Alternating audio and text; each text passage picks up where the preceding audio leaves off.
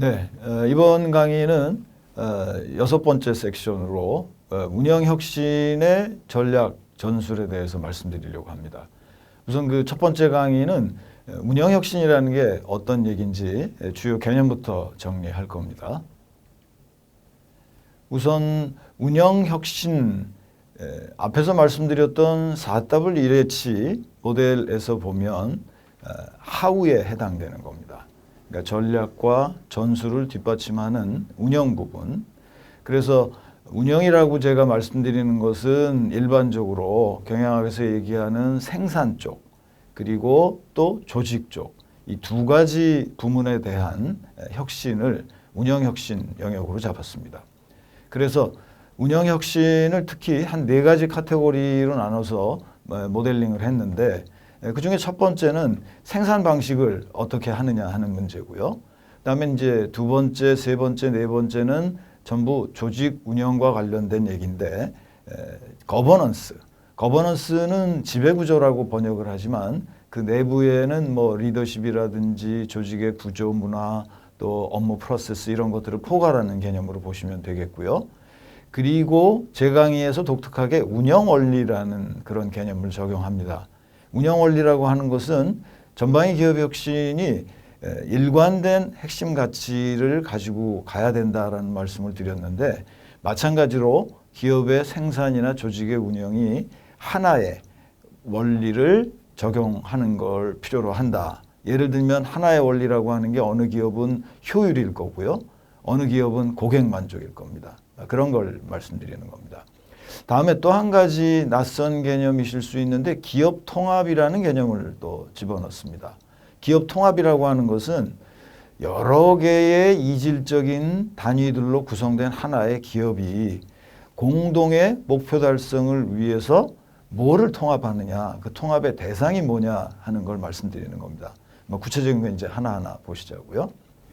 그래서 기업의 운영이나 생산에 대한 효율, 또 효과, 뭐 이런 그 혁신 측면에서 기업의 우선 형태가 어떻게 진화됐는가 하는 것부터 좀 정리를 할 텐데, 대부분의 기업들이 처음에는 특정 제품 서비스를 전문으로 하는 전문 기업, 주로 단일 기업이죠. 하나의 기업이죠. 이제 이것이 제품 서비스가 늘어나고 복잡해지면 복합 기업, 또 확장 기업이라고 얘기합니다. 확장 기업은 공급 사슬, 이걸 감안한 얘기인데, 조달과 생산과 판매 이런 것들을 아우르는 공급망을 포함한 확장 기업으로 또 진화가 될 거고요. 다음에 네트워크 기업이라고 하는 것은 중심에 여러 조직의 협업을 주관하는 그런 협업 지원 기구가 있는 상태에서 뭐 다수의 개인이나 기업이나 이렇게 네트워크로 연결된 그런 기업입니다. 그래서 필요에 따라서 공동의 목표가 있으면 연결해 가지고 협업을 하는 그런 방식이고요. 다음에 이제 가상기업으로 또 진화를 하는데, 가상기업인 경우에는 개인이든 기업이든 각자의 어떤 정체성을 갖고 있는 그런 단위들이 필요에 따라서 모였다가 흩어졌다가 합니다. 중심에 네트워크 기업처럼 협업을 조절하는 그런 기구는 없다고 보는 겁니다. 그래서 실체화라는 개념은 그렇게 뿔뿔이 흩어져 있는 개인이나 기업이 구체적인 목표를 위해서 하나로 모였을 때 실체가 되는 거고요. 자, 그것들이 임무가 끝나서 흩어지면 가상화가 되는 겁니다. 그런 용어들을 좀 낯설겠지만 일단 익혀두시기 바라고요. 다음에 운영혁신의 이제 한 가지 중요한 축은 생산에 대한 혁신입니다. 그래서 생산 측면에서는 생산 방식이 과거로부터 현재까지 어떻게 진화되어 있는가를 정리할 필요가 있는데, 요람 코렌이라는 학자가 2010년에 쓴 책에서 정리한 것을 제가 그대로 인용했습니다. 그래서 그 1913년 이전까지는 소위 다품종 소량 생산 방식이었다는 거예요. 그래서 여러 개의 제품 이런 것들을 조금씩 만들어서 자기가 쓰거나 아니면 누구한테 판매하는 그런 방식이었고요. 이것이 이제 1955년 2차 대전이 끝날 때쯤까지는 소품종 대량 생산 체제로 진화합니다. 우리가 많이 경험했던 거죠. 뭐 그 자동차 같은 그런 그 제품에서부터 옷이라든지 식품이라든지 이런 것들이 기계화 자동화돼서 대량 생산되는 그런 시대입니다. 그 다음이 대량 맞춤 생산 그래가지고 2000년쯤까지 진행이 된다는 얘기인데, 자, 이 얘기는 뭐냐면 그 하나의 시장이 있으면 그 시장의 고객들을 몇 개의 그룹으로 나눠서, 그러니까 고객군, 고객 카테고리로 나눠서 그 카테고리에 대해서는 대량 생산을 하는 겁니다. 뭐 예를 들면은 기성복 같은 경우에 사이즈별로 뭐 라지, 미디엄 뭐 이런 걸로 생각하셔도 좋겠고요. 그래서 2000년 이전까지의 이 대량 맞춤 생산이라는 것은 생산 방식, 생산하는 과정을 플렉서블하게, 그러니까 공정을 바꾼다든지 자재를 뭔가를 바꾼다든지 하는 거를 유연한 방식으로 생산하는 그런 개념이었고요. 이것이 오늘날의 의미로 해석을 한다 그러면은 생산한 결과를 소비자 시장에 넘겨서 그들의 반응을 보고 빠르게 생산 대상을 바꾸는 소위 애자일 생산이라는 개념으로 진화된 걸로 볼 수가 있겠다는 겁니다. 이건 저의 독특한 해석입니다. 그러니까 대량 맞춤 생산이라는 체제의 과정으로 보면 그 생산 공정을 유연하게 운영한다는 얘기지만 결과물을 시장에 빨리 내놓고 고객의 반응을 살펴서 제품을 업그레이드 해간다라는 애자일 생산 개념은 오늘날 많이 필요한 또 많이 적용되는 그런 개념이라는 말씀인 겁니다. 이어서 맞춤 생산 또는 개인화 생산으로 2000년대 이후에는 진화됐다는 얘기인데, 여기서 한 가지 용어를 분명하게 정의해 두고 넘어갈 것은 맞춤. 자, 이건 우리가 예를 들면은 맞춤 양복집에 가서 옷을 맞출 때 나의 사이즈라든지 내가 원하는 어떤 스타일을 명시적으로 양복점 주인한테 얘기를 해서 옷을 만드는 그런 방식이지 않습니까? 이것이 이제 커스터마이제이션 맞춤이고요. 반면에 퍼스널라이제이션이라고 하는 거는 사용자, 소비자가 명확하게 요구를 얘기하지 않아도 생산자, 판매자가 어떤 요구나 기대를 갖고 있을 것이다 라는 것을 추정해가지고 만들어주는 그런 방식입니다. 그래서 엄밀하게 맞춤과 개인화는 그런 면에서 차이가 있다는 것도 말씀을 드립니다. 자, 다음에 이제 조직에 대한 운영 혁신 측면에서 우리가 생각해 둬야 될 문제는 조직 구조가 어떻게 발전되어 왔냐 하는 건데, 관료제, 분권조직, 자율조직 이렇게 발전되어 온 걸로 볼 수가 있습니다. 관료제는 중앙집중식이고요. 여기에서는 소위 권위가 기반이 됩니다. 조직이 부여한 어떤 장이라는 책임자라는 그런 권한에 따라서 조직이 운영되고요. 이제 분권 조직은 조직이 복잡해지면서 권한을 여러 개로 나누는 건데, 여기서는 이제 역할이 기반이 되고 또 각자가 가지고 있는 어떤 능력이 기반이 돼서 분권 조직으로 진화하게 됩니다.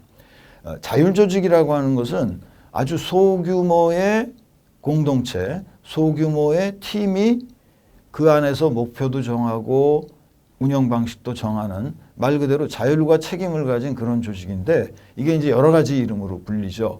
홀라크라시라는 이름으로도 불리고요. 홀라크라시라는 이 단어 자체는 홀라키가 소규모 조직인데 거기에 이제 크라시라는 전미사가 붙은 겁니다. 또 아메바 조직이라고 교세라라는 일본 기업에서 나온 방식인데, 이것도 뭐 20명 이 정도의 소규모 조직을 얘기하는 거고요. 또 격자형 조직, 레티스를 얘기하는 건데, 이거는 그물망처럼 서로 위아래가 없이 연결되어 있는 그런 조직 구조, 자율 조직입니다. 다음에 조직의 그 구조와 문화와 리더십을 포괄하는 용어로 거버넌스를 말씀드렸는데, 이 거버넌스를 저는 수직적, 수평적, 협업적, 임의적 이렇게 네 가지의 유형으로 나누고 또 진화한 걸로 정리를 하고 있습니다. 뭐 수직적이라고 하는 거는 관료제 조직에 있는 거겠죠. 수평적은 서로 협력하는 분권 조직에 있는 거고, 협업적은 더 나아가서 어떤 문제에 대한 의사결정을 누군가가 독자적으로 수행하는 게 아니라 함께 협의해서, 그래서 컨소시엄 조직 같은 데 꼭 필요한 그런 거버넌스입니다. 그리고 임의적 거버넌스라고 하는 거는 블록체인 기술이 나오면서 DAO라는 조직이 등장합니다. 이게 가상으로도 존재하고 현실 세계에도 존재하는데 Decentralized Autonomous Organization이거든요. 그래서 직역하면 분권 자율 조직 그러는데 각자의 어떤 권한을 가진 개체들이 필요에 따라 의사결정 방식을 자기들이 정해서 조직을 운영하는 그런 임의적 거버넌스를 갖고 있는 겁니다. 또 한 가지 그 운영 원리라는 개념, 또 기업 통합이라는 개념을 말씀드렸는데 앞에서 말씀드린 그 조직들하고 비교를 해보면 예를 들면 전문 단일 기업이면서 중앙 집중 조직은 운영 원리가 효율성 또는 경제성. 그러니까 어떻게 하면 비용이나 시간을 줄이느냐 그게 목표가 된다는 말씀이고요. 그 목표를 통합하는 원리는 규격화, 최적화 이런 걸로 얘기할 수 있겠다는 겁니다. 또 복합되고 확장 기업, 그러니까 공급망 전체를 아우르는 이런 조직에서는 권한이 여러 군데로 쪼개져 있기 때문에 그것들을 하나의 목표로 통합하는 효과성, 또 뭔가 변동이 있더라도 크게 벗어나지 않는 일관성 이런 것들이 운영 원리가 되고 목표를 통합하는 그런 방식은 사업을 통합하거나 업무 프로세스를 통합하는 방식이 된다. 복합 기업 집단. 자, 더 나아가서 여러 개의 이질적인 기업들이 하나의 집단을 이루는 이런 분권화되어 있으면서 다원, 가치 기준이 여러 개인 그런 조직인 경우에는 고객이 우선이다. 효용성이라는 겁니다. 만족시켜주는 거. 또 내부의 운영은 소위 애질리티, 기민성이 필요하고요. 사업 전체를 통합하기 위해서는, 그러니까 조직의 목표를 통합하기 위해서는 다양해진 내외부에 있는 파트너들을 먼저 통합하게 된다는 겁니다. 나아가서 네트워크 기업은 분산 연합 조직 형태를 갖는데 여기에 운영 원리는 다양성입니다. 그러니까 네트워크 기업이라는 게 형성되는 이유는 개인이나 기업이 가진 그 하나하나의 다름이 전체적인 가치를 키우는 거라는 의미이기 때문에 다양성이 운영 원리가 되고 그 다양한 개체들이 번뜩이는 이머전스라고 얘기하는 창발성을 발휘하도록 한다는 겁니다. 그래서 여기에서 이제 목표를 통합하는 방법은 정말 다양한 이해관계자를 통합하는 게 되는 거고요. 그다음에 마지막으로 가상기업 또 분산 가상조직 이런 경우에 운영 원리는 하나하나가 아이덴티티를 갖는 겁니다. 그 자체가 존중돼야 되는 그 강점을 가진 그런 조직이라는 말씀이죠. 그 대신 이런 하나하나의 강점을 가진 개체들이 커다란 문제를 해결할 때는 확장성을 또 가져야 돼요. 그래서 운영 원리를 정체성과 확장성이라고 정의했고 이들이 이제 그 통합을 하는 목표를 통합하는 그런 기준은 기업 생태계 전체가 공진화하는 겁니다. 코이볼루션이라는 말씀은 생태계를 이루는 다수의 멤버들이 각자도 발전하면서 생태계 전체도 진화하는 그런 방식을 말씀드리는 겁니다. 자, 그래서 이렇게 조금 낯설지만 운영 원리라든지 기업 통합에 대한 이런 개념을 혁신에 반영했다라는 것을 먼저 이해하시고요. 자, 그런 그 생각들을 모아서 운영 혁신의 5개 전략을 우선 첫째는 그 중앙 집중 생산 운영, 그다음에 O2 두 번째 전략은 분권 일원 생산 운영, 그다음에 이제 세 번째 전략은 분권 다원 생산 운영, 그리고 네 번째 전략은 분산 협업 생산 운영, 그리고 다섯 번째 전략은 분산 가상 생산 운영. 자, 이렇게 5개 혁신 전략으로 정리를 했습니다. 이제 각각의 전략에 대해서는 다음 강의에서 계속 말씀드리겠습니다.